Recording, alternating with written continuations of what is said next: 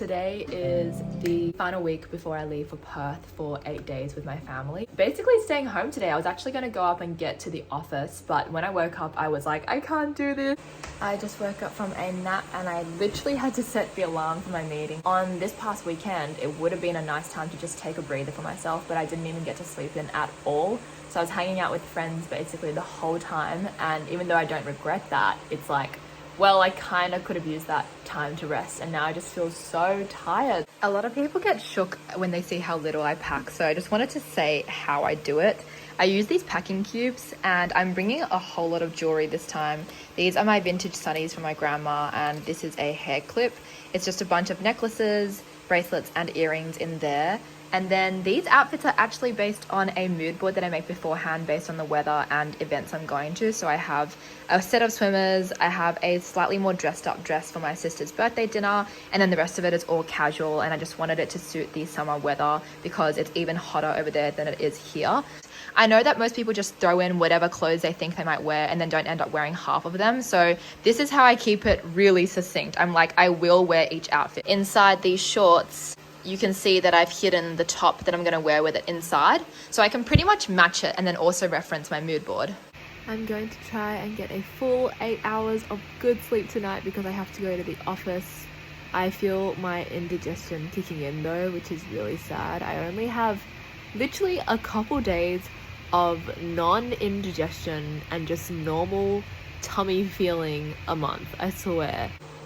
I forgot to film all day today. Imagine if I was trying to be a professional YouTuber, but I'm going to do a little recap instead. So this was one of the busiest Tuesdays I can remember having in quite a while.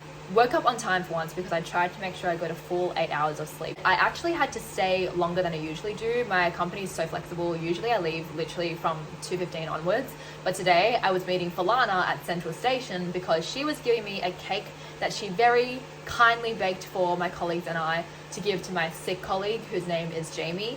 And so after that, I went back to my home station. My mum picked me up and very kindly drove me to my colleagues so that I could deliver the card and the cake to her, and then got dropped off to recreational center where Bill was playing basketball.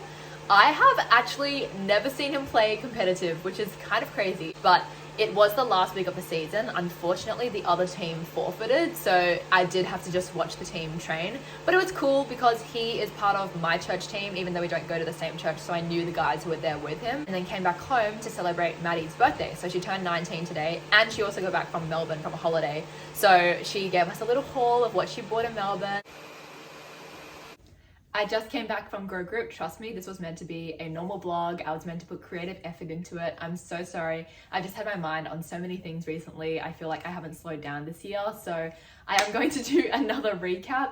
Today, I spent a lot of it at home. I was demotivated as usual, unfortunately. I did pray last night that I would be motivated from now on. And I feel like maybe God is going to grant me that post-Perth. Who knows? Maybe Perth will be so relaxing and rejuvenating that I will feel like working again.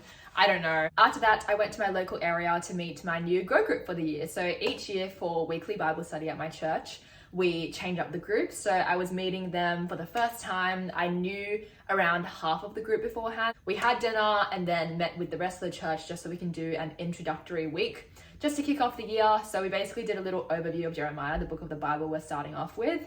And we are going to be studying it alongside God's Big Picture, which is a famous book that my last church, I'm pretty sure, actually sponsored to get translated into many different languages. It felt like a bit of a history lesson, so it was really intense.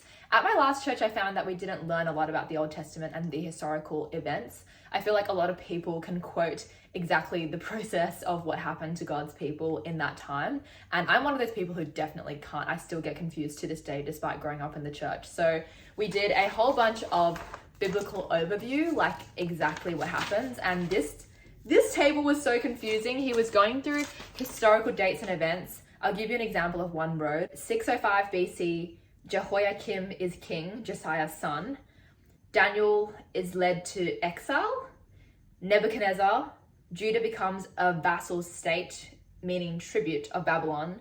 And Daniel comes in. I feel like a lot of people think that it's just fiction and people just made it up one day, but you can't make up something that is so intricately entwined with actual history. And there are other writings during that time that aren't religious that like correlate with what the Bible says happened during those times too. So I definitely have always believed in the historicity of the Bible, but I've never actually kind of like looked into it or considered myself to be like actually well versed in it of itself. So it'll be really interesting to learn about the whole like actual process of the Bible. When I was a bit younger, I kind of picked up that I wasn't very good at it, but I also didn't really care to learn it because I was sort of like, oh, it's about my faith and my belief in God. Like, it's about me as a Christian. So why should I really care about the historical facts? But now that I'm older, I'm like, if I really want to know the Bible well, obviously you have to know some of the facts as well. So gonna try my best to try and learn this. We got a whole timeline booklet. So it gives you the actual timeline of God's people in the Old Testament, gives you all the lists of the kings during that time, and then gives you a map of the Assyrian Empire. Last page is Babylonian Empire.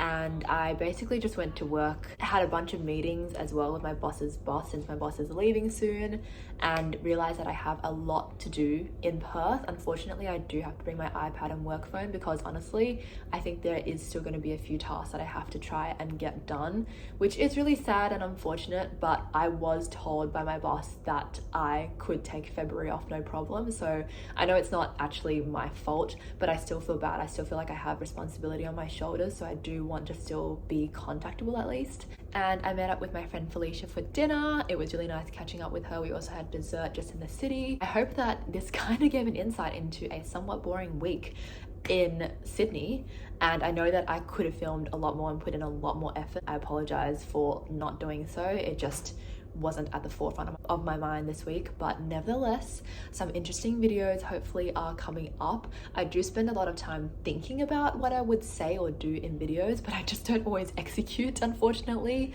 So I hope that it gave you a little bit of insight into the mundanity of my life. Bye.